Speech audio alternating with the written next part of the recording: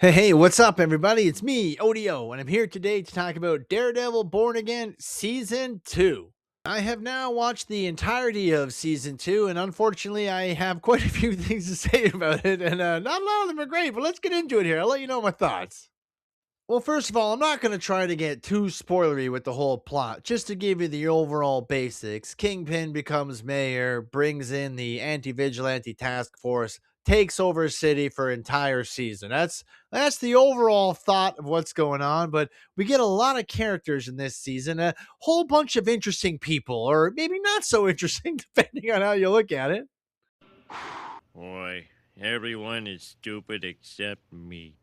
I'll just go through some of the people that are in this and kind of what their roles are. I mean, and I will say, I did think that they were going to go ahead and bring Foggy Nelson back this season because they kind of do that in the comic, but no, it doesn't happen. I watched the whole thing. He's not there. It's not like he's in the trailer or anything like that, but he's totally done. A lot of new characters kind of show up and have little parts doing fights against the anti-vigilante task force. The descendant of White Tiger, the Camila girl or whatever, she shows up a couple times and actually gets into a fight at the end of it. It was pretty surprising. Heather Glenn is back. She was the one, that used to be dating Daredevil, got attacked by Muse. Well, yeah, anyway, I think she's just going to go ahead and become Muse now because that makes total sense. They did do that in the comic very recently, but I mean, I don't understand. Like, she's against crime, but then in this season, it's like her character has totally changed. She's like, "Nah, I'm a criminal. I love Kingpin, and I'm gonna be a murderer." And she has this weird like chokegasm scene with this guy. I don't know, man. I really didn't like where they went with her character. We do get the return of Jessica Jones for a little bit in some of the episodes. She doesn't really do much, but hey, I like seeing her back. I mean, I did at least really like season one of Jessica Jones with David Tennant there. That was a pretty good one. It's nice seeing her back. She still looks good in the role and she can do the fighting and things like that. She had a new element added where her powers are kind of going in and out. And you get to see her daughter that she had with Luke Cage. He makes a very short guest appearance at the end. But her daughter, I can't remember her name, but she becomes Patriot in the comics. She's kind of like a Captain America replacement because she's got like the strength of Jessica and the durability of Luke Cage. So it'll be interesting to see if they go forward with her or whatever. Then we get Shaggy from Scooby Doo show up, Matthew Lillard. He's playing a role that feels very, very tacked on. He's like a villain kind of Kingpin, but also working for the governor or something. And Kingpin's supposed to be afraid of him or not like him or something, but it doesn't really work at all. He doesn't feel like a threat. I mean, it's Shaggy. Come on, get real. What's he gonna do? Stick Scooby on you? If you like Goof on Me in the sequel, I'm coming after you. Yeah, and I'll give you a Scooby Snack. And overall, yeah, just felt tacked on. Nothing he really did was interesting. I don't even get why they bothered with that guy in it at all. He got neutered pretty early on in the season, though, and he doesn't really do a lot by the end of it. But I don't know. It just seemed like they wanted to put him in there just to have him in there. And speaking of tacked on for no reason characters, we get a lot of Matt Murdock's old partner there. I can't remember her name now. Kristen McDuffie. I just looked it up right quick. So that's her name. I couldn't even remember after watching 8 episodes. There you go. That's how much of a memorable character she is. She's not even terrible when she's there. She's all right. She's just very forgettable. Her role doesn't have any real emotion or passion or any super interesting storylines or arcs. But yeah, just like I said, just another character, just to have a character, right? They do that with a couple characters in this. Like they even have this guy, the swordsman, looks like he's going to be a vigilante or something with them, but just kind of walks off one day, like, "Yeah, use my money. Peace out, guys. Don't worry about it." And then, and then we get a whole side story with BB Ulrich. Yeah, I don't know if it was the daughter, I believe, of Ben Ulrich and Daniel, played by Michael Gandolfini, whatever his name is. And I mean, that's the story continuing from the first. He's playing Daniel Blake. He's getting close to Kingpin. BB's kind of pushing him for information and thing. It all comes to a head by the end of the season, and it goes exactly the way you're sure it's going to go right now just by thinking about it. It's I don't know, it was kind of stupid. I really didn't care for the end of that whole plot line, and I didn't care for it when it was going on, so I'm fine with it being over. And it's just some of the stuff is just ridiculously over the top, like what they had Daniel going through and doing. This is a guy that just wanted to help Kingpin get elected, but by the end of it, he's helping bury bodies and whatever else. I guess it's an escalation, but it's just weird.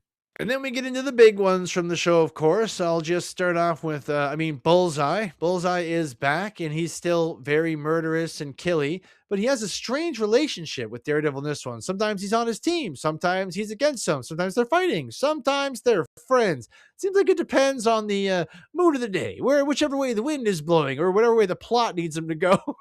It was weird. I didn't even understand what they're doing with Bullseye. Like, what's the goal of having him? And he's in here a lot, and he killed Foggy, but then Karen tries to go all rage murder and kill him and things later on, which, I mean, what is going on with her? Wait a minute! Who are you? I really don't honestly know what is going on with her. They've like made her into like warrior Karen Page, who's like training with boxing things, wanting to kill people, shooting people with guns, going on missions with Daredevil. I don't like it. I don't like the change. I like the Karen from the first couple seasons. She was supposed to be his sanity. Like, he didn't even want her to know at first that he was Daredevil because of the fact that she would be so grounded. She'd be, what are you doing? You can't just go out and fight crime every night. You're blind, and it doesn't make sense. But she's much more aggressive in this one. Like I said, wielding a gun. She actually takes down anti-vigilante agents by herself at one point, even ties one up to a chair and everything, gets one down at the end.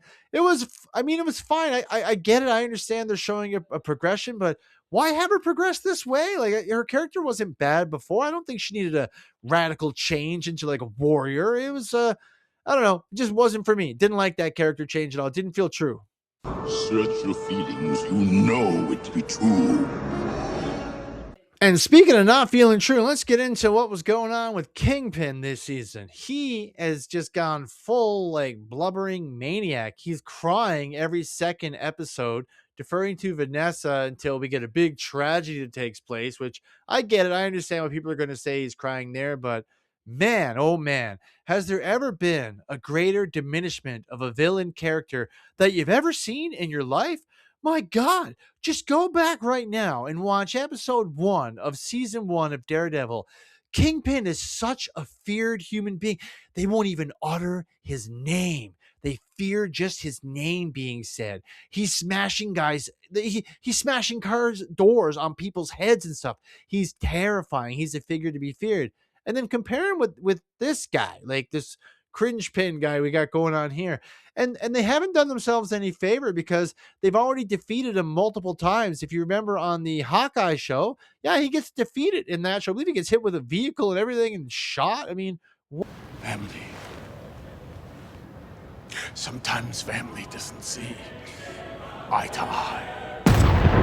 what? It was crazy to bring him in over there. And you think that would be enough. But no, wait. But wait, there's more. But wait! There's more! They also brought him on to the Echo show. You may not remember the Echo show, but it does exist, and I did watch it. And they do have Kingpin as an enemy in that. And she does her weird power thing and basically makes him cry and whatever. And that's the way he gets defeated.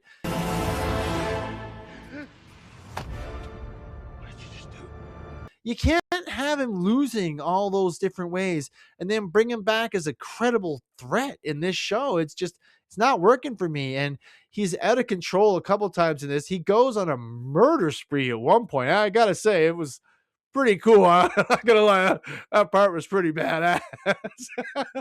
I did like seeing Kingpin go crazy, murder people close to the end of it. And a couple of his fights are pretty good. I mean, he does still have some decent moments. Vincent D'Onofrio still, he does embody Kingpin, but I don't know. The writers haven't given him much to work with here, and I really didn't like it. He's going psycho right to the end of the season. A lot of the conversations don't make sense. I don't know. And what is his motivation for all of this? A lot of it is just it's unclear. Honestly, every time I try to do something fun or exciting, you make it not that way. And then we get to Daredevil, and it's again, we got another guy. He's been in other stuff. He was in the Spider-Man movie, which was good, but we get him doing the Walk of Shame and She-Hulk, and then he's back in this show here. And after season 1's events, he can't be a lawyer anymore. He can't be in the public because they're all anti-vigilante. So he's kind of off in the shadows. He's almost always in the suit, which I kind of appreciate. His new suit is pretty badass looking. It's like the black suit with the red symbol. Does definitely look awesome. His fights and things are fine. When he's on screen, he's good, but he really does feel like a side character in his own show. It's called Daredevil, but you're going to be seeing a lot of everybody else more than him. But he doesn't do too bad of a job. I mean, I really like the actor. He's doing great again. Charlie Cox has been playing Daredevil for so long, off and on at this point. He just pretty much puts it on like a suit, and he does a good job. Like I said, he's not bringing the whole show down or anything like that. His fights are good. His suit is good. He's just not in it enough. He's relegated more to a side character. It should be more focused back on him and more back to his roots and things like that. But I mean, overall, if I had to say of everyone, I feel like he did the best job in the show. His character was the least diminished, but still, it was pretty strange. It is rated R for the blood, action, and gore and stuff that happens in it, but overall, I just really did not enjoy this season at all. I only fit like I halfway thought about quitting. Like me and the person I was watching with were like, should we even continue? But I did go through with it to the end. I mean, I really like the original Daredevil seasons, especially the Netflix one. So I'm willing to ride it out. I'm ride or die. I'm going to the end. But I was pretty disappointed by this season overall. It did have some highs, but it also for me had some pretty big lows. And overall, I didn't like most of the episodes. I found they dragged, they're very slow, and I just found them uninteresting. They did have little spurts of excellence here and there, but found them to be few and far between overall throughout the season. But like I said, it wasn't the worst thing I've seen all year. But I'm going to end up giving Daredevil season 2 or Daredevil Born Again season 2 6 out of 10 on the odometer. Not the worst thing ever. It's an all right show, but really falls short of the original couple seasons on Netflix. And some of the performances they kind of lack, but I think it's more the writing. They're really working with what they're given here. But thanks so much for watching this far, guys. Really appreciate that. Please like, share, and subscribe to the channel and comment down below. And remember, everybody, stay out of trouble.